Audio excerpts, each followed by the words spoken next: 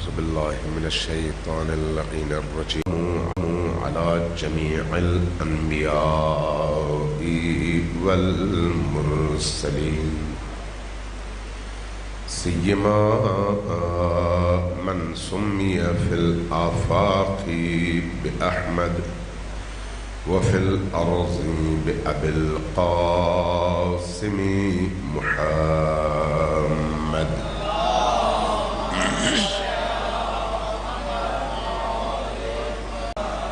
امام زمان علیہ السلام کے ظہور کی جو دعا ہے اس کو نہ بھولیں. اس وقت ہماری زندگی کا سب سے بڑا سرمایہ امام زمان کا وجود بابرکت ہے. ہم جس ولایت کا دم بھرتے ہیں آج ہمارے زمانے کا ولی علی نہیں، علی کے بیٹے مہدی ہیں. لہذا ہماری ہر سانس ان کے لیے وقف ہونی چاہیے. ہماری ہر دعا کا محور ان کی ذات کو ہونا چاہیے. ہماری تمام دعاؤں میں مرکزی حیثیت اس ولی برحق کے ظہور کو حاصل ہونا چاہیے. اس لیے درود میں ان کے ظہور کی دعا کو وعجل فرجہم کی صورت میں شامل کرتے ہوئے ابھی نہیں، جب کبھی آپ صلوات بھیجیں تو اس طرح سے بھیجیں کہ ان کے ظہور کی دعا شامل رہے. اونچی آواز سے صلوات بھیجیے بر محمد والے.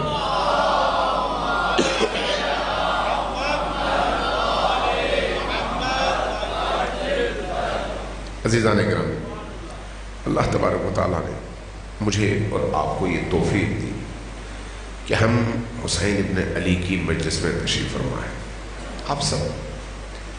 آپ جانتے ہیں یہ توفیق ہے اللہ کی طرف سے. یہ توفیق ہے.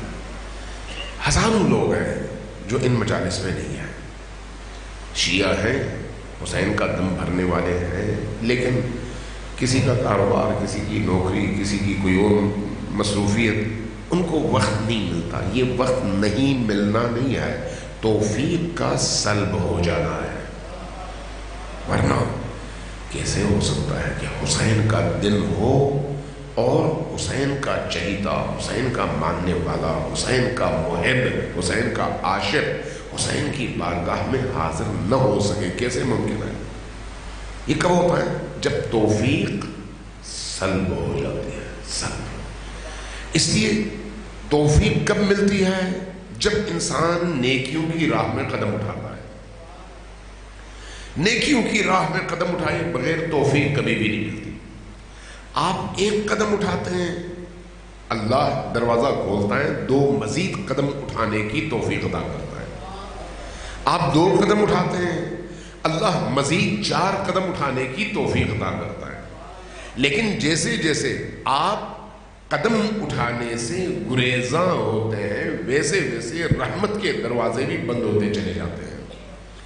اس لیے اگر ہماری زندگیوں میں برکت نہیں ہے تو تلاش کریں کس وجہ سے نہیں ہے. توجہ ہے میں کیا عرض کر رہا ہوں؟ اگر ہماری زندگیوں میں معنویت نہیں ہے تو تلاش کریں وجہ کیا ہے. انسان اگر بیمار ہو، بخار ہو، تو لذیذ ترین چیز اس کو آپ دیں، وہ جب کھائے گا تو الگ کر کے رکھ دے گا، کہے گا میرا ذائقہ خراب ہے، میں کھا نہیں سکتا. اس چیز میں کمی نہیں ہے، چیز وہی ہے. کمی کہاں پر ہے؟ اس مریض میں. مریض میں کمی ہے. ہم جب روح کے اعتبار سے مریض ہوتے ہیں تو ہماری یہی کیفیت بنتی ہے. جب روح ہماری بیمار ہو جائے تو نہ نماز میں لذت ہے، نہ دعا میں لذت ہے، نہ خدا سے مناجات میں لذت ہے، اور نہ ہی حسین ابن علی کے ذکر میں لذت ہے. یہ لذت کب ہوتی ہے؟ جب اندر سے انسان صحیح اور سالم ہو. لہذا اپنے اندر کی اس کیفیت کو تلاش کریں کہ کہاں پر سوئی ہماری اٹکی ہوئی ہے، وہ کون سی وجہ ہے جس کی بنیاد پر ہم سے یہ لذتیں چھین لی گئی ہیں. یہ لذتیں بعض اوقات چھن جاتی ہیں، اور چھننے کی وجہ اللہ نہیں آئے، چھننے کی وجہ ائمہ اطہار نہیں آئے، بلکہ ہمارے اپنے اعمال ہیں، ہمارے اپنی حرکتیں ہیں۔ بعض اوقات اپنے کسی دوست کی بارگاہ میں اس کی عزت، اس کی ناموس، اس کے حیثیت کا خیال کیے بغیر جب دوسروں کے سامنے اس کا دل دکھاتا ہوں تو ادھر سے 1000 رحمت کے دروازے اللہ بند کر دیتا ہے، صرف اس لیے کہ تو نے میرے ایک بندے کا دل دکھایا، خصوصاً اگر وہ بندہ علی کا محب ہو، اگر وہ بندہ علی کا موالی ہو، اگر وہ بندہ علی ولی اللہ کو اپنا ایمان سمجھتا ہو، تو پھر ایک ایسے شخص کے دل دکھانے کا نتیجہ ہماری زندگیوں میں تاریکی لے کر آتا ہے۔ اس لیے یاد رکھیں، کسی کا دل نہ دکھائیں، چاہے کوئی بھی ہو، لیکن اگر اس کے دل میں علی بستا ہے، علی کا عشق ہے، علی کی مودت ہے، تو پھر تو کسی بھی صورت میں اس کا دل نہیں دکھانا چاہیے۔ یہ جو آپ یہاں پر تشریف فرما ہے، یہ اللہ کی طرف سے توفیق ہے۔ جتنا آپ اہتمام کے ساتھ آئیں گے، اہتمام کے ساتھ حسین، اور جب آپ کے لبوں سے یہ ذکر، یہ سلام خارج ہو رہا تھا، نکل رہا تھا، اس وقت آپ کا دل بھی ان جملوں کا ساتھ دے رہا ہو تو یقین جانیے زیارت حسین کا ثواب یہیں پر بیٹھ کر آپ کو مل رہا ہے۔ یہ کوئی معمولی بات نہیں ہے۔ حسین کا دروازہ بڑا ہی وسیع دروازہ ہے۔ حسین کا دروازہ، حسین ابن علی کا بہت وسیع دروازہ ہے، بہت وسیع دروازہ۔ ہماری بدقسمتی ہے کہ ہمارا برتن چھوٹا ہے، اپنے برتن کو وسعت دے، لیکن کس طرح سے؟ اپنے آپ کو شعوری طور پر تیار کر کے۔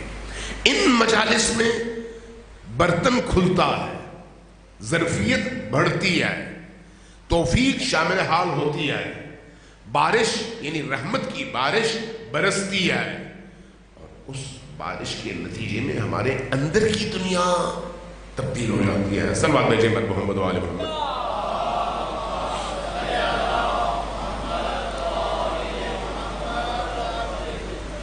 جزاکم اللہ۔ سب مل کر ایک دفعہ پھر وعجل فرجہم کے ساتھ اونچی آواز سے صلوات بھیجیے۔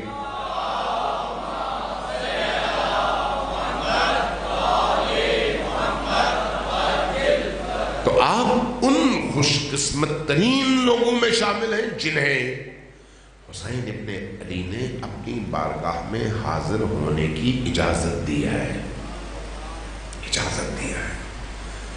کچھ لوگ آتے ہیں غفلت کی نیند میں، غفلت کی کیفیت میں، جیسے اندر آتے ہیں جتنی دیر بیٹھتے ہیں ویسے ہی واپس چلے جاتے ہیں۔ یہ فضا ان کو کوئی متاثر نہیں کرتی۔ کیوں؟ اس لیے کہ اندر بیماری ہے، اندر بیماری ہے۔ وہ جو اندر کی بیماری ہے اس کو پہچاننے کی ضرورت ہے۔ کل شاید میں نے اشارہ بھی کیا تھا کہ بدن کے درد کو پہچاننے کے لیے ڈاکٹر چاہیے۔ بدن کے درد کا علاج دوا ہے۔ یہ جو روح کا درد ہے اس کا علاج کیا ہے؟ استغفار۔ اس کا علاج اللہ کی بارگاہ میں پہنچنا، اس کا علاج حسین ابن علی کو تنہائیوں میں یاد کرنا، اس کا علاج امام حسین کی بارگاہ میں، چاہے آپ بیڈ پر لیٹے ہوئے ہوں، بیڈ پر لیٹے ہوئے، بیڈ پر لیٹے لیٹے آنکھیں موند کر، آنکھیں بند کر کے اگر آپ کا ذہن حسین ابن علی کی طرف متوجہ ہو اور آپ ایک سلام کہہ کر یہ عرض کر دیں، مولا میں آپ کا غلام ہوں، میں بیمار ہوں، مجھے شفا دیجئے، کیسے ہو سکتا ہے وہ شفا نہ ملے؟ کیسے ہو سکتا ہے؟ چونکہ وہ شفا کا گھر ہے، وہ شفا خانہ ہے، اور ان کو اللہ نے معالج بنایا ہے ہماری روحوں کا، ہماری ان تمام بیماریوں کا وہ معالج ہے۔ ایک معالج اپنے دروازے پر آئے ہوئے بیمار کو کبھی بھی بغیر علاج کے واپس نہیں بھیجتا، ممکن نہیں ہے۔ یہ تو عام معالج کی بات ہو رہی ہے، عام معالج کی، جبکہ وہ معالج وہ ہے جس کی ہر ادا اس عالم کے ہر بیمار کی ہر بیماری کا علاج ہے، وہ ہستی ہے۔ لہذا جب ان مجالس میں تشریف لائیں تو وضو کے ساتھ آئیں، توجہ کے ساتھ آئیں کہ آپ حسین ابن علی کے مہمان آئے۔ ایک بات میں عرض کروں ان دا بریکٹس، عام طور پر آپ سنتے ہیں اپنے خطبہ سے، علماء سے، ذاکرین سے کہ ان مجالس میں بی بی تشریف لاتی ہیں، سنتے ہیں نا؟ آپ سنتے ہیں اہل بیت تشریف لاتے ہیں، آپ سنتے ہیں مولا حسین تشریف لاتے ہیں۔ کیا ہر مجلس میں تشریف لاتے ہیں؟ نہیں، ہر مجلس میں تشریف نہیں لاتے۔ اس مجلس میں تشریف لاتے ہیں جس مجلس میں یہ ظرفیت، یہ پاکیزگی، یہ نورانیت ہو کہ وہ مجلس ان کے وجود کو قبول کر سکے۔ اس کے لیے مجلس کا پاک ہونا ضروری ہے، صاحب عزا کا پاک ہونا ضروری ہے، بانی مجلس کا پاک ہونا ضروری ہے۔ بانی مجلس یا بانیان مجالس جتنا پیسہ سارا سال کما کر ان ایام میں لگاتے ہیں، ان پیسوں کا بھی پاک ہونا ضروری ہے، ورنہ نجس پانی سے آپ کھانا تو پکا سکتے ہیں لیکن وہ کھانا کوئی کھائے گا تو بیمار ہوگا، شفا نہیں ملے گی اس کو، چونکہ پانی نجس تھا۔ کھانا تو مفید تھا لیکن اس میں پانی پڑ گیا، کون سا؟ نجس پانی، گندا پانی۔ اس لیے ان مجالس میں تب ان ہستیوں کی آمد کی توقع رکھنی چاہیے جب اس مجلس میں پاکیزہ لوگ بیٹھے ہوئے ہوں، تاکہ اس نورانی ماحول میں وہ آ سکیں۔ گندی جگہ اور گندے لوگوں کے درمیان وہ نہیں آ سکتے، نیچرل ہے، نہیں آ سکتے۔ آپ عموماً علماء سے سنتے ہیں، قرآن کریم میں پڑھتے ہیں انما یرید اللہ لیذھب عنکم الرجس اہل البیت ویطہرکم تطہیرا۔ آپ سب کو یاد ہے کیا مطلب ہے اس آیت کا؟ انما حسر ہے، یعنی بے شک، منحصر ہے یہ بات اس میں کہ اس کے علاوہ اور کچھ نہیں ہے۔ انما، اس کے علاوہ اور کچھ نہیں ہے۔ یرید اللہ، کہ اللہ نے ارادہ کیا ہے۔ کیا ارادہ کیا ہے؟ یرید اللہ، اللہ نے ارادہ کیا ہے۔ کیا کرے؟ کیا کرے؟ کس چیز کا ارادہ کیا ہے؟ انما یرید اللہ لیذھب عنکم، کہ تم سے دور کرے۔ دور کس چیز کو؟ رجس کو، نجاست کو۔ گناہ نجاست ہے یا نہیں؟ گناہ نجاست ہے یا نہیں؟ ہم اگر فرض کریں باتھ روم میں چلے جاتے ہیں، گر جاتے ہیں اور نیچے غلاظت پڑی ہوئی ہے، ہم نجس ہو جائیں گے یا نہیں؟ ہوں گے یا نہیں؟ ذرا میرا ساتھ دیں نا، ہوں گے یا نہیں ہوں گے؟ اگر اس طرح سے ہم نجس ہو گئے تو اس نجاست کے ساتھ ہم مسجد میں آ سکتے ہیں؟ نہیں آ سکتے۔ کیا کرنا پڑے گا؟ کپڑے بھی اتارنے پڑیں گے، دھونا پڑے گا، اپنے آپ کو پاک کرنا پڑے گا، اور پھر پاکیزہ لباس پہننا پڑے گا، تب جا کے ہم مجلس کا، مسجد کا، امام بارگاہ کا رخ کر سکتے ہیں۔ ایسا ہی ہے، اس لیے کہ خود یہ مسجد ایک ایسے نجس کپڑوں کو پہنے ہوئے یا نجس بدن کے انسان کو قبول کرنے کے لیے تیار نہیں ہے۔ نہیں ہے، کیوں؟ اس لیے کہ اس کا بدن نجس ہے۔ بدن کی نجاست کو پاک کرنے کا ذریعہ کیا ہے؟ پانی۔ پانی کے ذریعے سے آپ بدن کی نجاست کو پاک کر دیتے ہیں۔ روح کس چیز سے نجس ہوتی ہے؟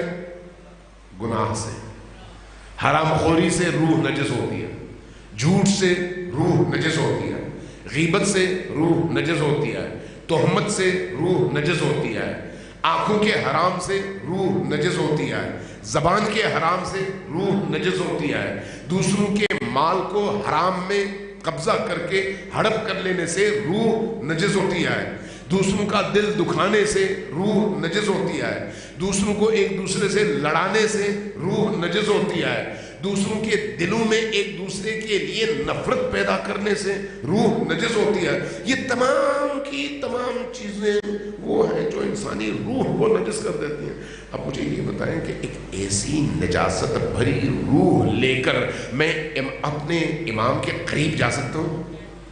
وہ پاک ہے، نہیں جا سکتا۔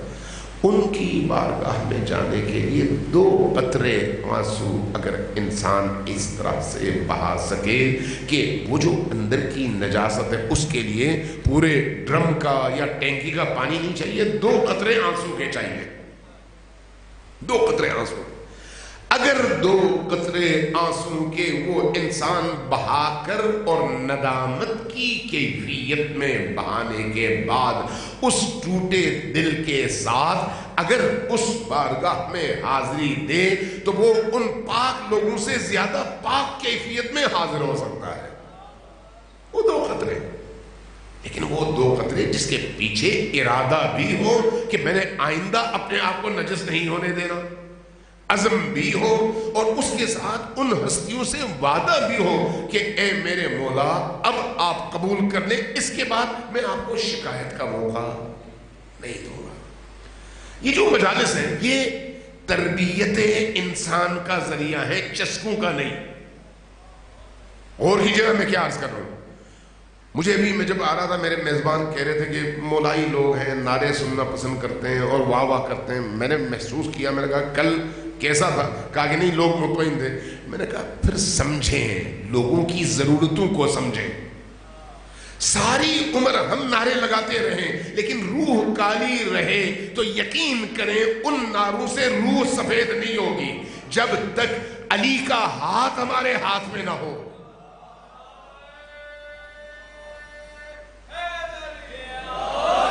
اور علی کا ہاتھ تب ہمارے ہاتھ میں ہوگا جب ہمارا ہاتھ پاک ہوگا، ہمارا ہاتھ پاک ہوگا۔ علی کا ذکر ہماری زبانوں کو پاک کر سکے تب علی ہم سے خوش ہوں گے۔ علی کی یاد میرے دل کو پاک کر سکے تب میں پاکیزہ ہو جاؤں گا اور علی کی بارگاہ میں قابل قبول ٹھہروں گا۔ ورنہ ساری دنیا جاتی ہے، ہر ایک کی دعا قبول نہیں ہوتی۔ کچھ لوگ بس ایک جملہ کہتے ہیں ان کی دعا فوراً قبول ہوتی ہے۔ وجہ کیا ہے؟ پاکیزہ قلب، پاکیزہ دل، پاکیزہ ہستی، پاکیزہ وجود۔ علی خود پاکیزہ ہے، کربلا والے خود پاکیزہ ہیں۔ آپ ذرا غور کریں نا کہ کربلا میں امام حسین علیہ السلام نے جس طرح کی راتیں اور دن گزارے ہیں۔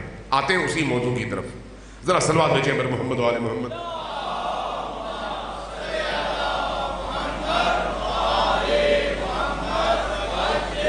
کربلا کی اس تحریک کو سمجھیں کہ یہ چسکے لینے والی تحریک نہیں ہے، یہ نعرے بازیوں والی تحریک نہیں ہے، یہ حسین کی راہ پر کھڑے ہو کر شہدائے کربلا کے پیچھے چلتے ہوئے انہی کے عزم کو اپنے اندر زندہ کر کے اپنی اپنی سرزمین میں کربلائیں آباد کرنے کے بعد حسینیت کے پرچم کو اٹھانے کی تحریک ہے۔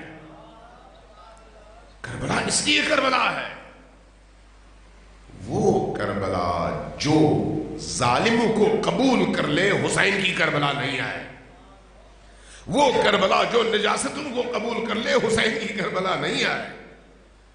حسین کی کربلا کا کیا مطلب ہے؟ حریت۔ حسین کی کربلا کا کیا مطلب ہے؟ اللہ کی ناموس پر سودے نہ کرنا۔ حسین کی کربلا کا کیا مطلب ہے؟ ائمہ اطہار جس طرح سے کوہ مقاومت بن کر ظلم کے مقابلے میں، گناہ کے مقابلے میں، عدوان کے مقابلے میں کھڑے رہے، اس طرح سے علی کا ماننے والا بھی میدان میں کھڑا ہو کر کہے سینہ تان کر کہ میں علی والا ہوں، اس لیے کھڑا ہوں۔ علی والا کب بنتا ہے؟ یا علی کہنے سے نہیں بنتا، علی کی صفات اور روحیات، افکار، خصوصیات کو اپنے اندر زندہ کرنے سے بنتا ہے۔ اگر وہ کیفیت میرے اندر زندہ نہ ہو، علی کا رخ کعبۃ اللہ کی طرف ہو اور میرا رخ مشرق کی طرف ہو، کیسے میں علی کا ساتھی بن سکتا ہوں؟ نہیں بن سکتا۔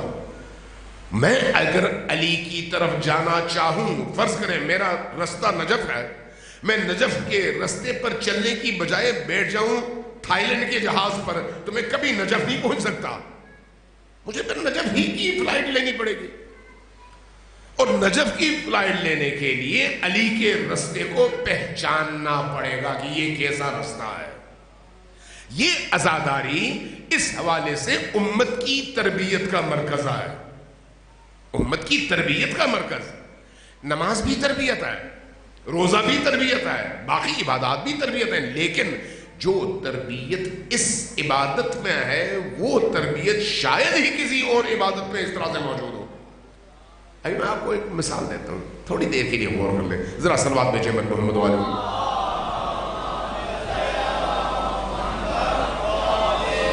ایک دفعہ پھر ذرا اونچی آواز سے صلوات بھیجیں.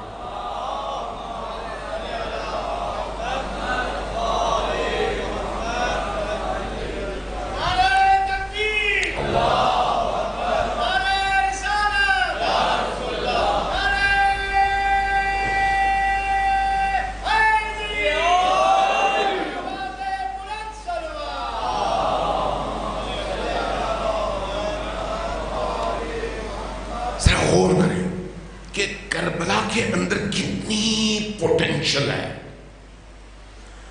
کربلا صرف ایک واقعہ نہیں ہے. کربلا صرف تاریخ کا ایک ورق نہیں ہے. کربلا صرف ایک زمانے سے محدود اور مختص کوئی تاریخ نہیں ہے. کربلا ایک بہتا ہوا دریا ہے. ہمیشہ یہ دریا بہتا ہے, جہاں پہنچتا ہے وہاں پر اپنا اثر چھوڑتا ہے.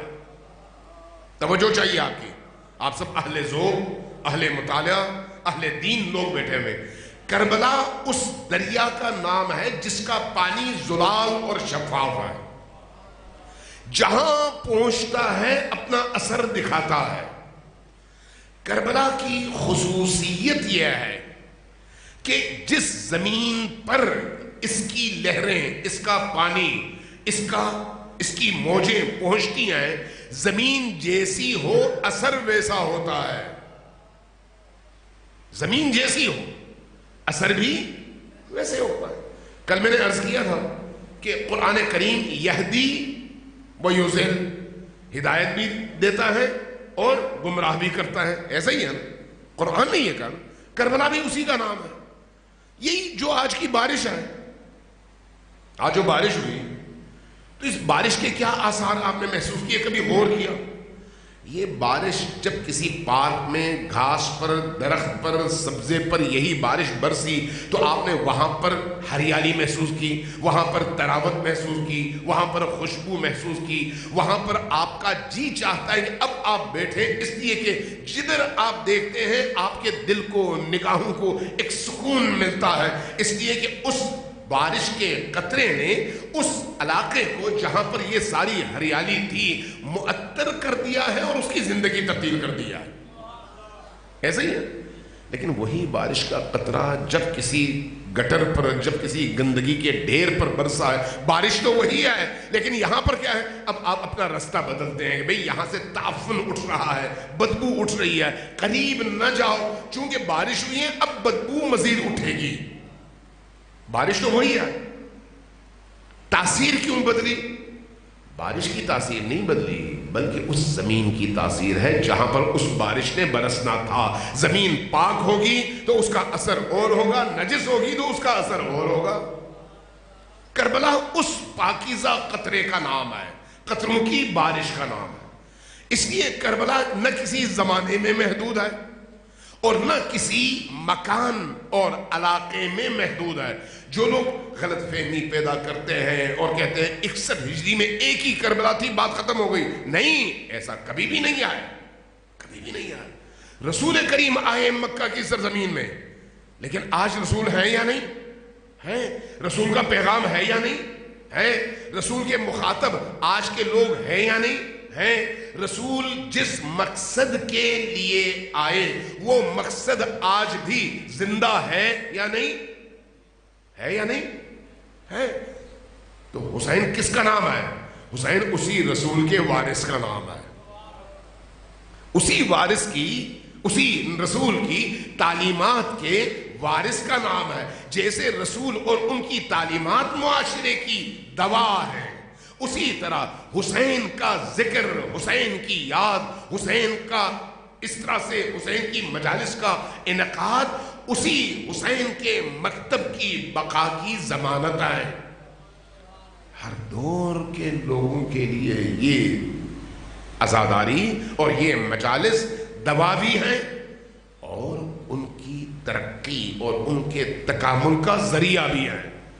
اس لیے ان مجالس کو صرف ایک کلچر کے طور پر نہ دیکھیں، یہ کلچر نہیں ہے، یہ خود ایک مکتب ہے۔ اور مکتب وہ ہوتا ہے جہاں پر جب آپ بچوں کو بھیجتے ہیں تو وہ نہیں رہتے جو جانے سے پہلے تھے۔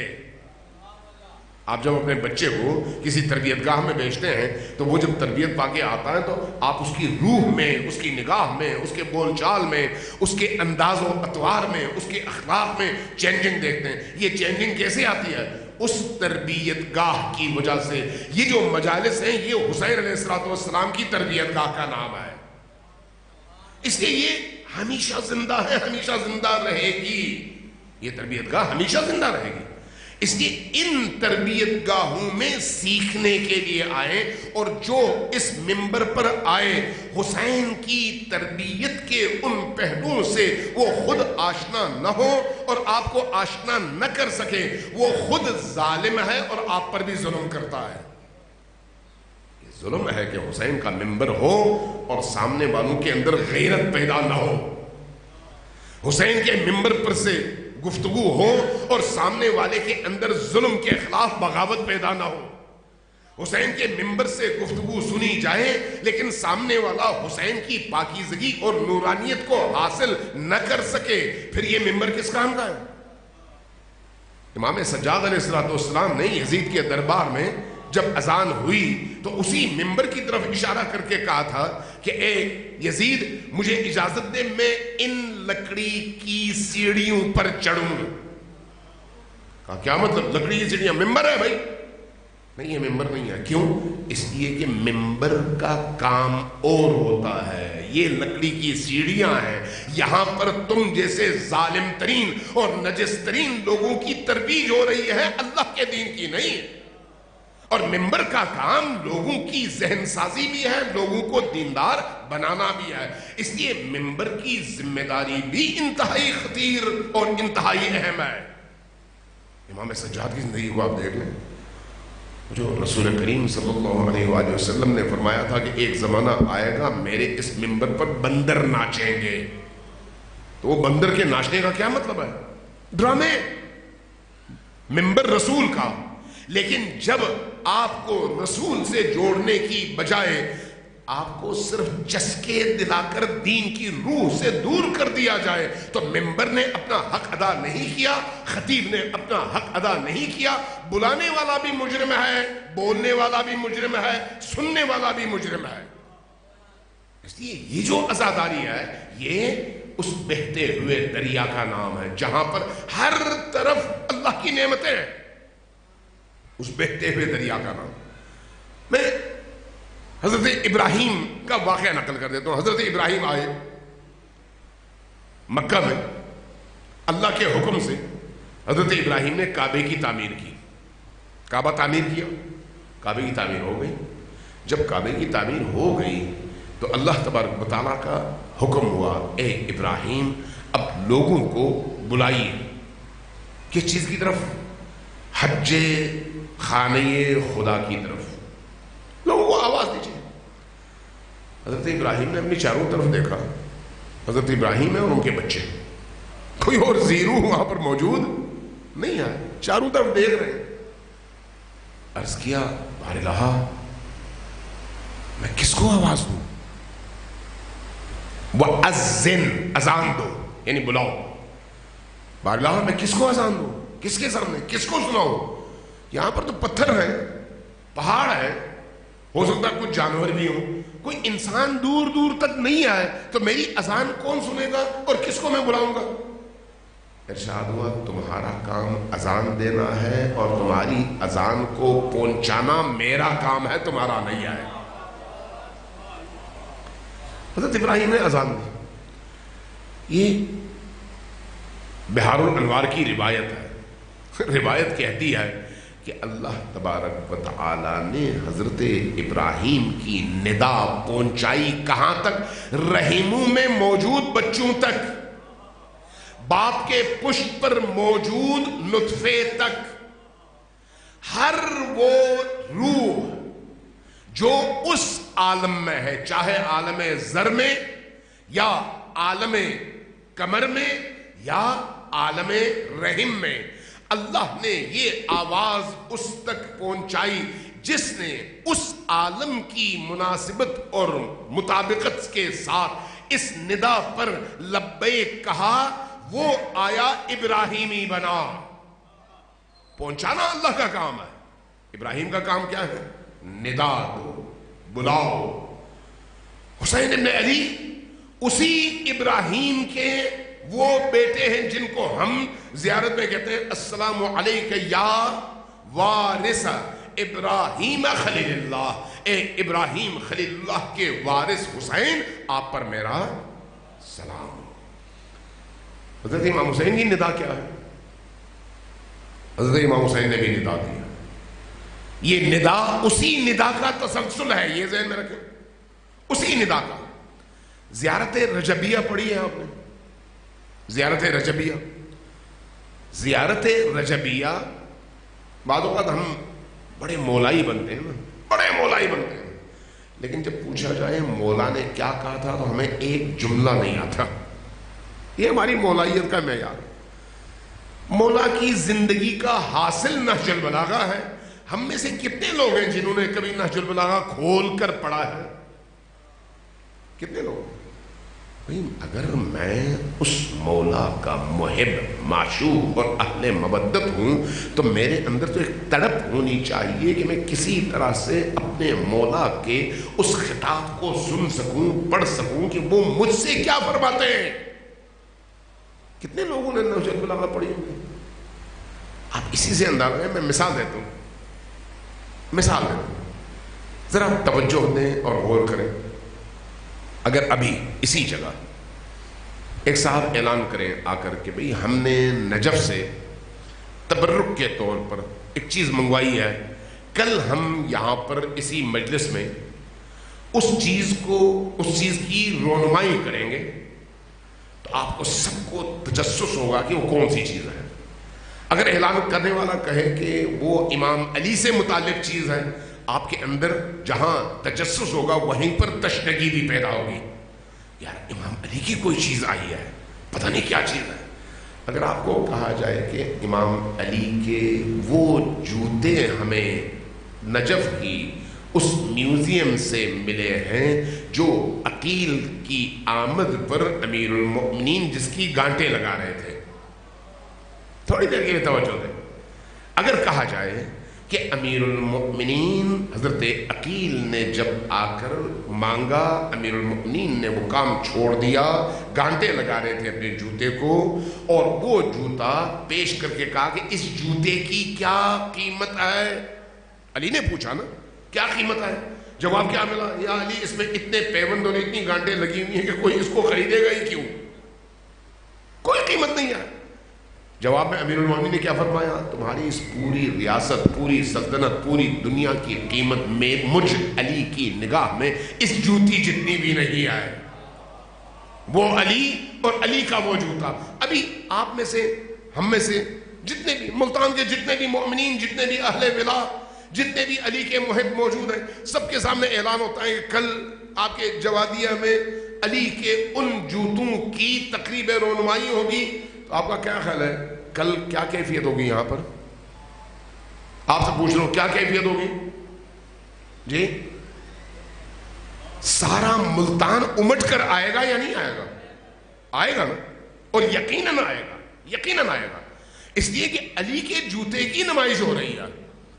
علی کی نگاہ میں اس جوتے کی قیمت کیا تھی؟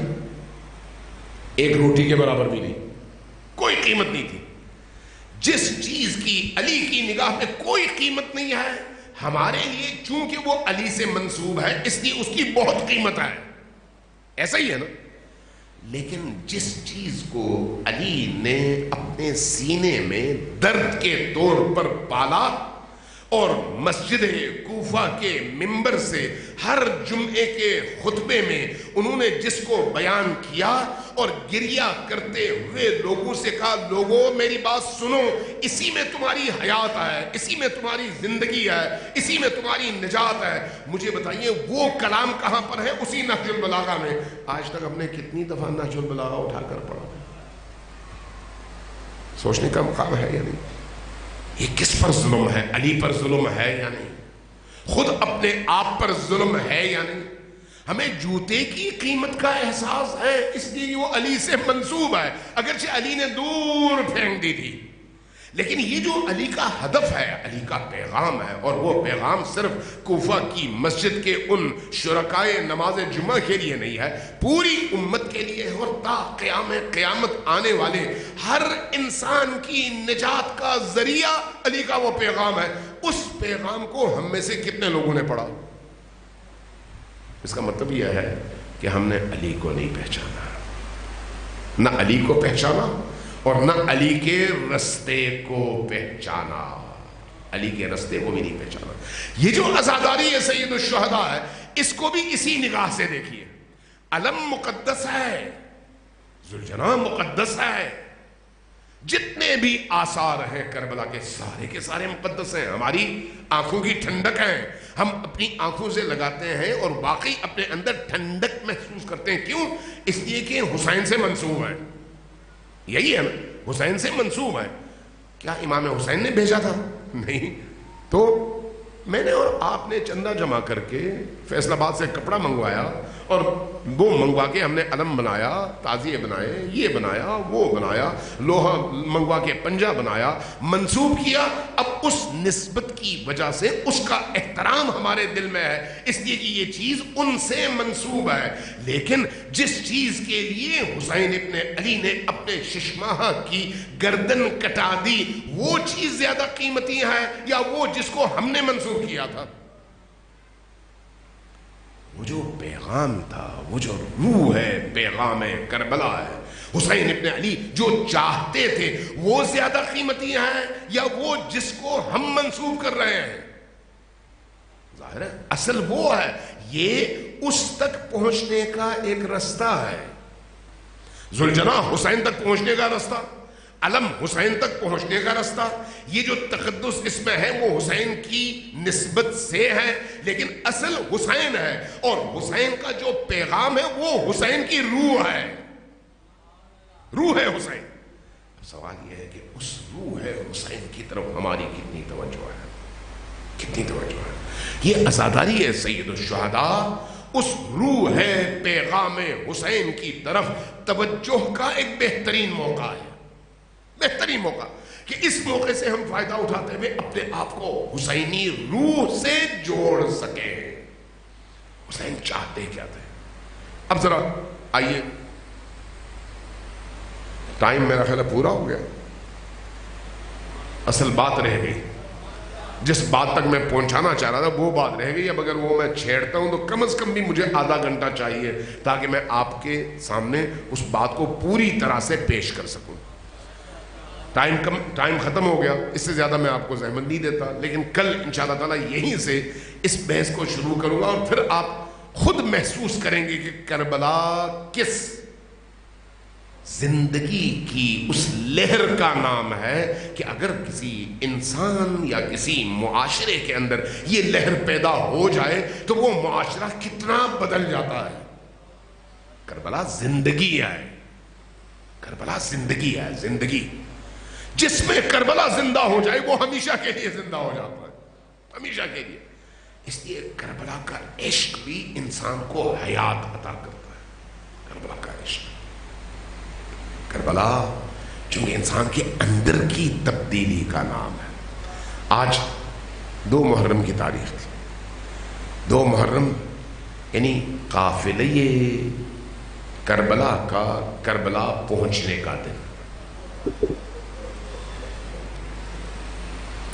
وہ دن جب کربلا والے کربلا پہنچے، کربلا پہنچے ہیں، جس کیفیت میں پہنچے ہیں میں اس پر ابھی بات نہیں کروں گا۔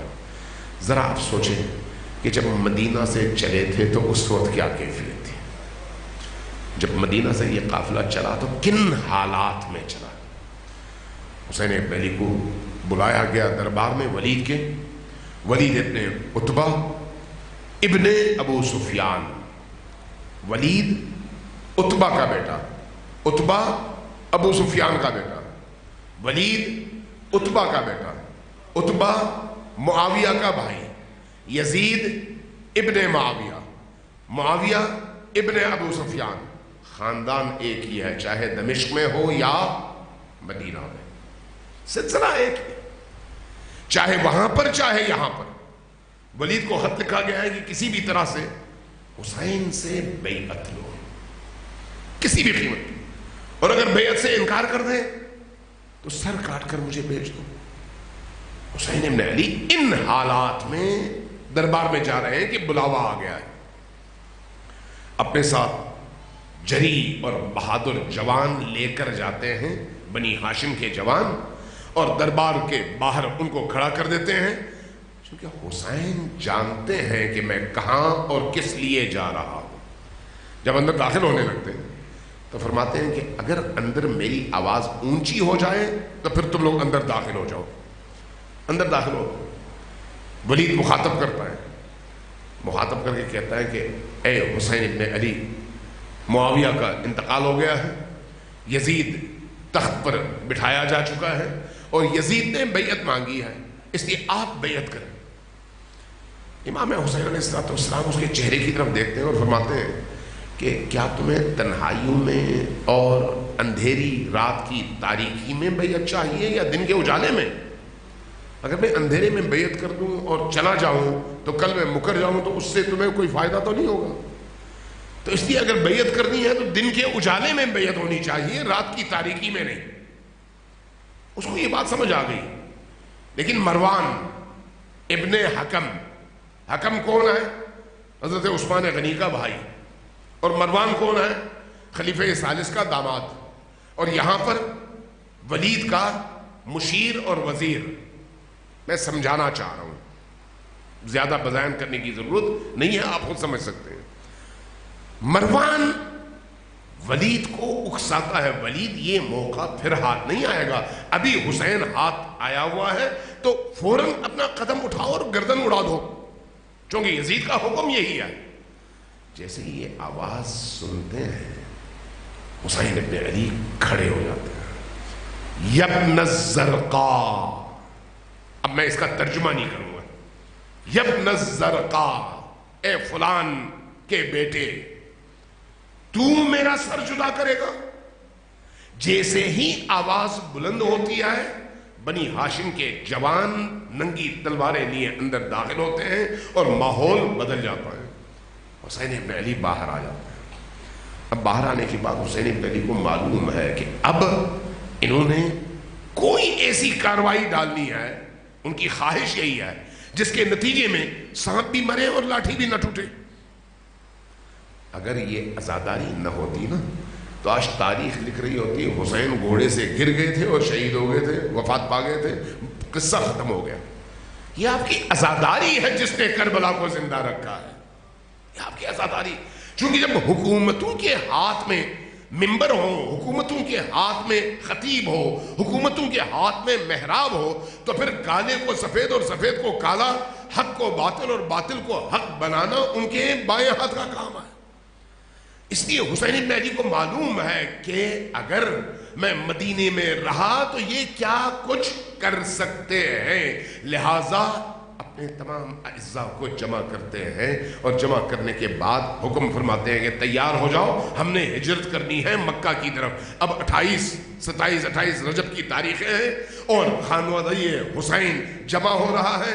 اب گھوڑے تیار ہیں، اونٹ تیار ہیں، سواریاں تیار ہیں۔ جب یہ تیاریاں ہو رہی ہیں تو کس عالم میں ہو رہی ہیں کہ سارا خاندان بھرا بھرا ہے، بچے بھی ہیں، بوڑھے بھی ہیں، خواتین بھی ہیں، اور مدینہ ہے، اپنا شہر ہے۔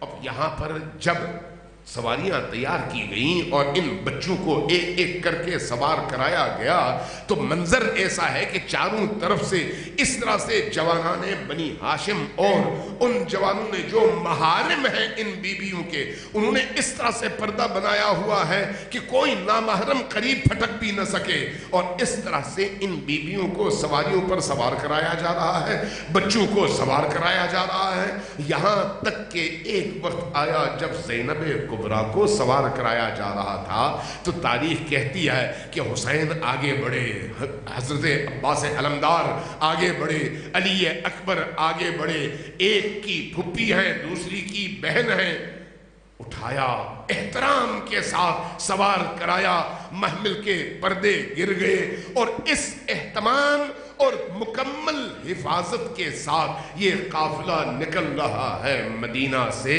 لیکن نکلنے سے پہلے حسین چلے جاتے ہیں قبر نبی پر۔ جب قبر نبی پر جاتے ہیں قبر نبی پر خود کو گراتے ہیں اور پھر رونا شروع کر دیتے ہیں، نانا جان آپ دیکھ رہے ہیں آپ کی امت میرے ساتھ کیا سلوک کر رہی ہے؟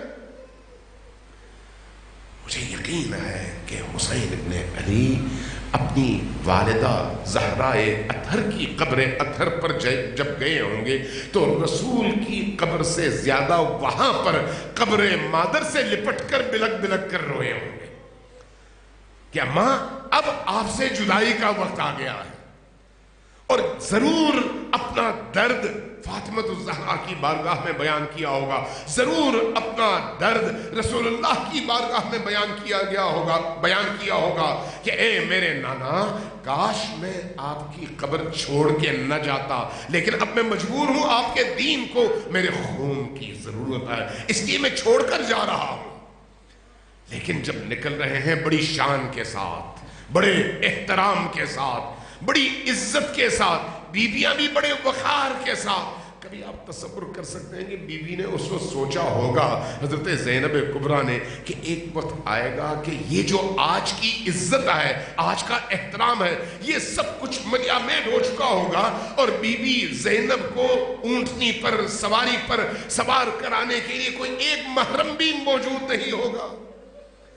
آپ تصور کر سکتے ہیں کہ ایک دن یہ منظر تھا اور ایک دن وہ منظر جب کربلا میں 11 محرم کو اور عصر عاشور دونوں واقعات دیکھ لیں کہ عصر عاشور کیا کیفیت تھی اور 11 محرم کو کیا کیفیت تھی۔ عصر عاشور جب خیموں کو آگ لگی اور بیویاں ان خیموں سے باہر آئیں تو اب کوئی محرم مرد موجود نہیں تھا، ایک ہی مرد تھا جس کا نام زین العابدین ہے، اور امام زین العابدین بھی اس نقاہت اور بیماری کے عالم میں اس طرح سے کہ بیویوں نے آپ کو سہارا دیا ہوا تھا اور اس آگ کے دریا سے باہر نکالا ہوا تھا۔ بی بی زینب سلام اللہ علیہا جب ان جلتے ہوئے خیموں سے باہر آئیں تو حمید ابن مسلم کہتا ہے کہ خیمے یکے بعد از دیگرے جلنے لگے۔ میں نے ایک منظر بڑا عجیب دیکھا کہ ایک بی بی ہے، ایک خیمے سے کبھی باہر آتی ہے، کبھی اندر جاتی ہے، کبھی باہر آتی ہے، بڑی ہی مضطرب ہے، پریشان ہے۔ میں نے پوچھا کہ ساری خواتین، ساری مخدرات اور بیویاں خیموں سے نکل گئی ہیں، یہ بیوی کیوں اس خیمے میں بار بار جاتی ہے اور نکلتی ہے؟ جواب ملا تمہیں نہیں معلوم، اس خیمے میں سید الساجدین حسین ابن علی کا بیٹا غشی کے عالم میں ہے اور یہ بیوی ان کو نکال نہیں پا رہی۔ میں نے پوچھا یہ بیوی ہے کون؟ حمید کہتا ہے مجھے بتایا گیا کہ وہ بی بی علی ابن ابی طالب کی شیر دل بیٹی زینب ہے، علی کی بیٹی زینب، اور علی کی بیٹی زینب اس وقت اس قصب پرسی کے عالم میں ہے کہ اپنے ہی اس بھتیجے کو اس جلتے ہوئے خیمے سے نکال نہیں پا رہی۔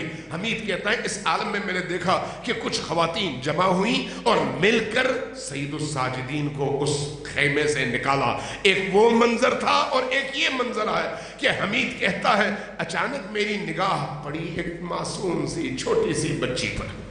میں نے کیا دیکھا؟ وہ بچی ایسی ہے جس کے دامن پر آگ لگی ہوئی ہے اور وہ رو رہی ہے اس کے دامن کی آگ بجھ نہیں رہی۔ میں نے جب یہ منظر دیکھا تو بھاگ کر گیا تاکہ اس کے دامن کی آگ بجھاؤں۔ میں نے کیا دیکھا کہ بچی نے جیسے ہی مجھ پر نگاہ پڑی بھاگنا شروع کیا، ڈر رہی تھی۔ میں آگے سے آیا، بچی کو روکا، اس کے دامن کی آگ بجھائی۔ جیسے ہی آگ بجھائی، بچی نے عجیب نگاہوں سے میری طرف دیکھا، گویا نگاہوں ہی نگاہوں میں پوچھ رہی ہو، کربلا میں اب تک جتنے بھی لوگ ہم نے دیکھے وہ جلانے والے تھے، وہ مارنے والے تھے، وہ زخم دینے والے تھے، تم پہلے شخص ہو جو آگ بجھا رہے ہو اور ہمیں اس ظلم سے نجات دلا رہے ہو، تم ہو کون؟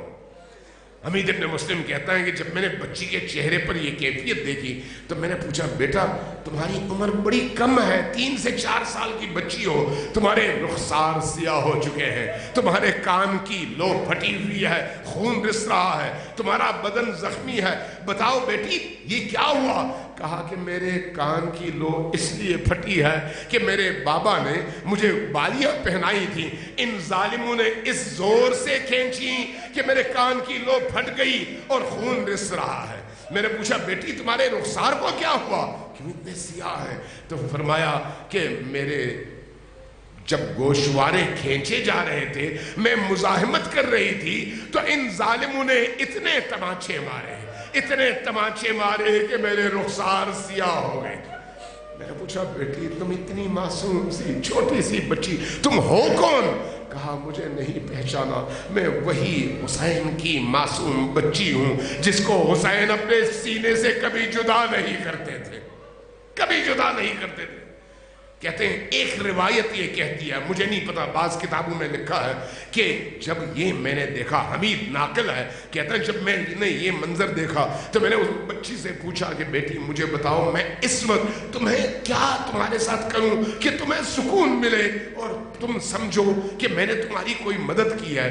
بچی نے ایک عجیب سوال کیا، کہا کہ کیا تمہیں معلوم ہے کوفہ اور نجف کا رستہ کس طرف ہے؟ میں نے پوچھا بیٹی کیوں؟